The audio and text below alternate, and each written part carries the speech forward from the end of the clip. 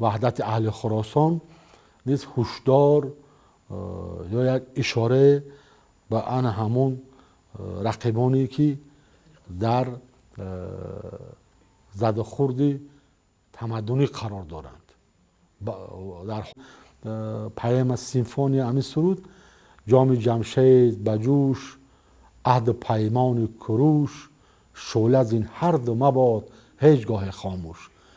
یعنی آتشی صداقت صمیمیت ما همیشه فروزان است نسبت به تاریخ گذشته خود، نسبت به فرهنگ معنویات و تمدن خود.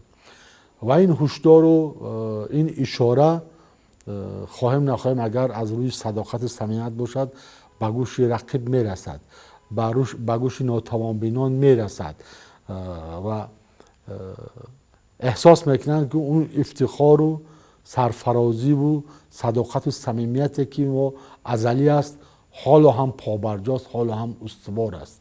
این تاریخ، این تمدن، این فرهنگ معنویات صاحب خود را دارد، صاحب این ملت تاجیک است. پیشوای معظم ملت در یک برآمدشان با فرهنگیان کشور اشاره کردند که برای ملت را از بین بردن، وطن را از بین بردن سراول فرهنگت از خود میکنند، تاریخت میدوزند و این دیگر حاجت به مبارزه های تیر و توپ و تنگ نیست. از این خاطر در همین شعر اشاره است که وحدت اهل خراسانیم، عالمی از آل سامانیم،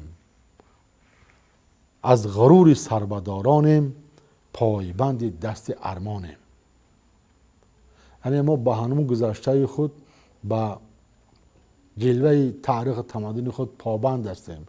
کسی اینو از دست ما گرفته نمیتواند. کسی بزرگان ما رو هرچند که این در هر 100 ساله یک برخورد می شود که سرآمدان ادبیات و سرآمدان علم ما را از خود میکنند و این باعث افتخار ما است که از روی هوس میکنند که ما الان خیلی عالم بزرگ چون سینا داشته باشیم، چون برینو داشته باشیم. این افتخار ما است که اونا هم همین هوس، همین تاریخ تمدن و سرآمدان ادبیات علم ما را داشتن میخواهند. اون دیگر اون ابوعلی سینا را، ابو ریحان بیرونی، مولانا جلال الدین بلخی را هرچند که دعواگران هم مثلا بسیار میخواهند که مالی اونها باشد، این دیگر بیفایده است. اینا مهمتر از همه به زبان تاجیکی ایجاد کردند. این دلیل معتمد است، سرچشمه معتمد است ایجاد اونها به زبان مادری است. این بزرگان تاریخ ادبیاتی ما مال بشریت هستند. اگر کسی حق و حقوق دعوا کرده ندارد، اگر مثلا مولوی جلال الدین بلخی مال بشریت است، یعنی او از بشریت است. این باعث افتخار مردم تاجیک فارس است. اگر ابو علی ابن سینا دنیا را تسخیر کرد، مدیسین از همون عباره مدد سینا است. ملت های هستند که تاریخ سازی میکنند.